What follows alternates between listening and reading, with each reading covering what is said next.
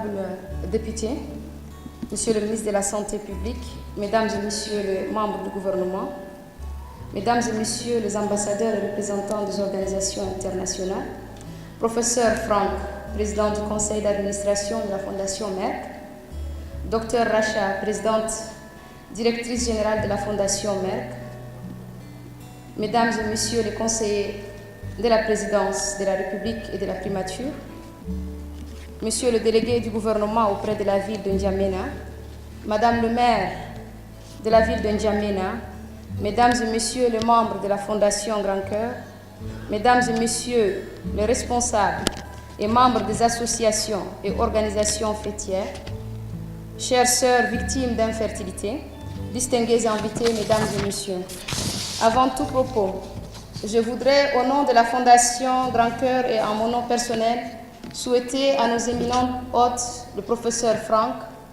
et Dr Racha, ainsi qu'à leur équipe technique, la bienvenue et un agréable séjour au Tchad. Je voudrais aussi leur réitérer toute ma gratitude pour l'honneur fait à notre pays, à la Fondation Grand Cœur et à toutes les femmes tchadiennes. Ce séjour des responsables de la Fondation Merck, bien que bref, aura marqué d'un sceau indélébile le début d'une lutte structurée et organisée pour la restauration des droits de la femme en général et ceux des femmes victimes d'infertilité en particulier. Mesdames et Messieurs, la vidéo qui vient de nous être présentée n'est ni une séquence fiction, ni une série virtuelle. Les témoignages poignants de ces femmes sont le lot quotidien de stigmatisation, de marginalisation, de commérage, de traumatisme, d'agressions physiques et de souffrances psychologiques dont elles sont victimes. Comment pouvons-nous résister sans aucune réaction face à de tels traitements, à de telles atrocités? Comment pouvons-nous rester indifférents à une telle cruauté, une telle barbarie? La femme n'est-elle pas notre mère, notre génitrice? N'est-elle pas notre épouse, notre sœur? Nous ne pouvons tolérer de telles agressivités, de tels comportements. Il est temps que les mentalités changent. Il est temps que certains hommes comprennent que la femme est celle qui mérite respect, gratitude, hommage et honneur. Elle ne peut être chosifiée et considérée comme marasakit, comme certains hommes ont l'habitude de ressaser en longueur de journée.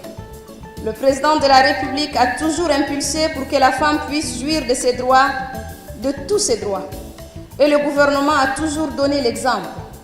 Mais les pratiques néfastes et les pulsions négatives demeurent chez beaucoup d'hommes qui pensent que le mal est toujours du côté de la femme. Ce degré d'ignorance doit être combattu et banni de notre société.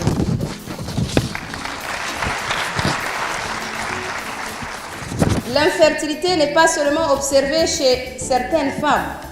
Les statistiques ont prouvé qu'elle touche les femmes et les hommes. Donc, elle est à la fois masculine et féminine. Et nous devons faire l'effort nécessaire pour comprendre et expliquer l'enjeu. Cet exercice passe par la sensibilisation en mettant en première ligne les leaders d'opinion, les dépositaires de nos us et coutumes, les médecins, les sociologues et surtout les médias, les artistes et d'autres canaux appropriés. Les jeunes doivent connaître les facteurs de risque, les causes des avortements et l'hygiène corporelle qui sont les causes principales de l'infertilité. Mesdames et messieurs, il ne doit plus y avoir de thèmes tabous pour sensibiliser, conscientiser et éduquer les femmes. En tant que première ambassadrice de Merck, appuyée des milliers, sinon des millions d'ambassadrices que vous êtes, nous devons porter et soutenir ce projet de Merck et aussi de la Fondation Grand Cœur désormais. Soutenir nos sœurs infertiles pour qu'elles recouvrent leur santé et arrivent à faire des enfants. Nous nous battrons jusqu'au bout en utilisant toutes nos forces et nos énergies pour que la prise en charge médicale et leur autonomisation soit effective. Chères sœurs, soyez rassurées que la Fondation Grand Cœur et la Fondation Merck vous soutiendront et seront toujours à vos côtés pour que vous puissiez recouvrer votre santé, atténuer vos difficultés et être plus utile à la société. Des plans sont déjà échafaudés par la Fondation Merck et la Fondation Grand Cœur pour votre autonomisation et votre suivi médical. J'invite donc tout le monde, femmes et hommes sans exception, à adhérer à cette noble lutte, cette lutte salutaire pour l'épanouissement et le développement de notre société commune.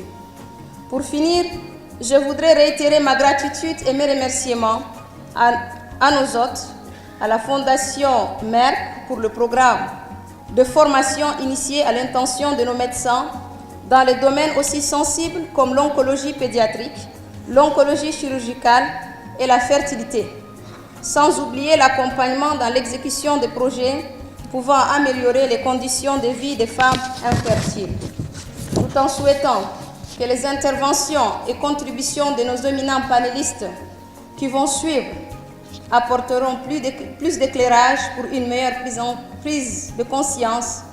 Je formule le vœu que la coopération entre la Fondation Merck et la Fondation Grand Cœur se renforce et se consolide pour le plus grand bien de nos sœurs infertiles et de toutes les femmes et enfants atteints du cancer.